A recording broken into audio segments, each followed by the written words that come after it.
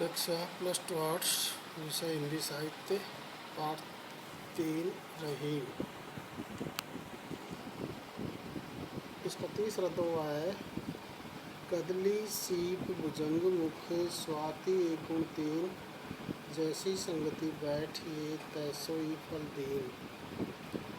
प्रसंग प्रस्तुत दोहा हमारे पाठ्य पुस्तक सरयू में संकलित कवि रहीम जी द्वारा रचित दोहों से अवतरित है। इस दोहे में रहीम ने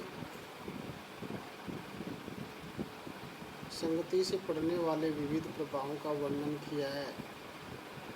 व्याख्या। अच्छी और बुरी संगति का व्यक्ति और वस्तु पर अच्छा और बुरा प्रभाव देखने में आता है। स्वाति नक्षत्र के समय गिरने वाली बादल के जल की बूंद जब केले पर गिरती है तो कपूर बन जाती है। सीपी के मुंह में गिर जाती है तो सीपी के मुंह में गिर जाती है तो मोती बन जाती है, और वही बूंद जब सर्प के मुंह में गिर जाती है तो जहर बन जाती है। इससे स्पष्ट होता है कि मनुष्य जैसी संगति करता है उसको वैसा ही फल की प्राप्ति हो जाती है। विशेष कवि ने संदेश दिया है कि मनुष्य को सदा अच्छे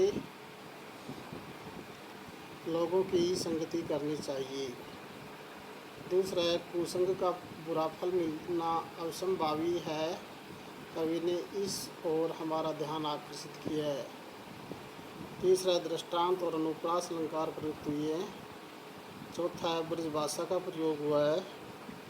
पांचवा उपदेशात्मक और संदेशात्मक शैली है। छठा दोहा छंद प्रयुक्त हुआ है। चौथा दोहा है रहीम जी का।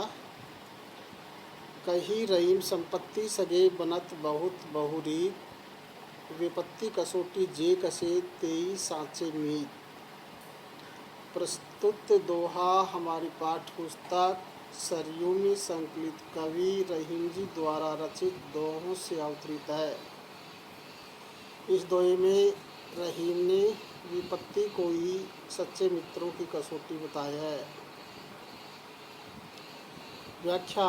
कवि रहीम जी कहते हैं कि जब कोई व्यक्ति धन संपन्न होता है तो बहुत से अपरिचित व्यक्ति भी अनेक उपायों से उसके सगे संबंधी बन जाया करते हैं, परंतु सगेपन और मित्रता की सच्ची परीक्षा तो संकट आने पर ही होती है। संकट के समय जो मनुष्य का सच्चे मन से साथ देता है वही उसका सच्चा मित्र होता है। स्वार्थी मित्र तो सुख के साथी होते हैं, बुरे दिन आने पर किनारा कर जाते हैं। विशेष दोहे में कवि ने एक उपयोगी मंत्र दिया है। सच्चा मित्र कौन है और कपटी मित्र कौन है, इसकी पहचान दुख और अभाव के दिनों में होती है। जो उस समय साथ दे समझ लो वही सच्चा। दूसरा पॉइंट है, पारस एक काले पत्थर का टुकड़ा होता है जिसको लोहे के स्पर्श कराने पर सोने की शुद्धता का पता चलता है। विपत्ति कसौटी में रूपक अलंकार तथा बनत बहुत बहु रीत में अनुप्रास अलंकार प्रयुक्त हुआ है। चौथा संदेशात्मक शैली प्रयुक्त हुई है। पांचवा दोहा छंद है। छठा ब्रजभाषा का प्रयोग किया गया है। पांचवा दोहा है। काज परे कछु और है काज सरे कछोर, रहीमन भंवरी के भय नदी श्रावत मोर। प्रसंग प्रस्तुत दोहा हमारी पाठ्यपुस्तक सरयू में संकलित कवि रहीम जी द्वारा रचित दोहों से अवतरित है। इस दोहे में रहीम जी ने बताया है कि इस संसार के लोग अवसर देखकर अपने व्यवहार की नीति को बदल लिया करते हैं। व्याख्या। कवि रहीम जी कहते हैं कि ये संसार बड़ा ही मतलबी है। जब काम पड़ता है तो उसका व्यवहार कुछ भिन्न प्रकार का होता है तथा काम निकल जाने पर वह पूर्व के व्यवहार के विपरीत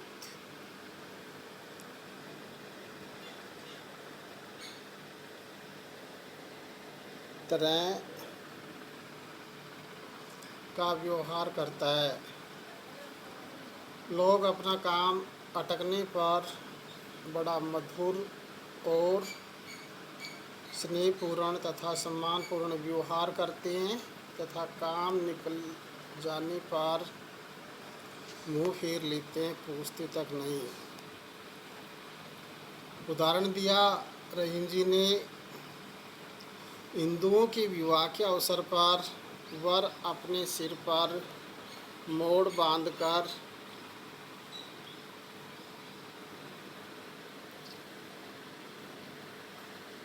कन्या के घर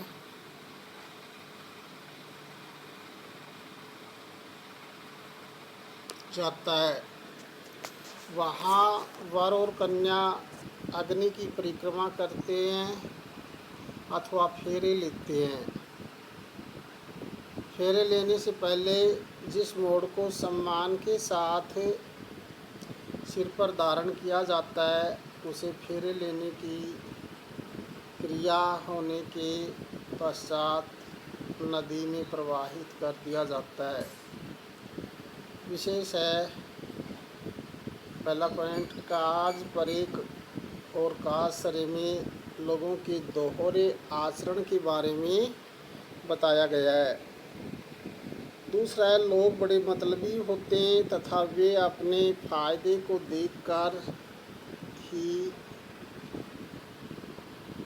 व्यवहार किया करते हैं। तीसरा है, दोहा, छंद, ब्रजभाषा का प्रयोग तथा दृष्टांत अलंकार प्रयुक्त हुआ है। छठा रहीम जी का दोहा है,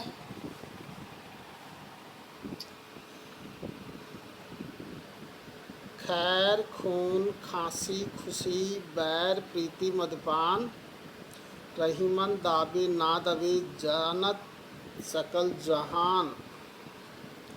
प्रसंग प्रस्तुत पद्यांश हमारी पाठ्य पुस्तक सरयू में संकलित कवि रहीम जी द्वारा रचित दोहों से अवतरित है। कवि रहीम ने बताया है कि कुछ ऐसी बातें होती हैं कि उनको प्रयत्न करके भी छिपाई नहीं जा सकती तथा वे बातें अपने आप ही दूसरों के सामने प्रकट हो जाया करती हैं।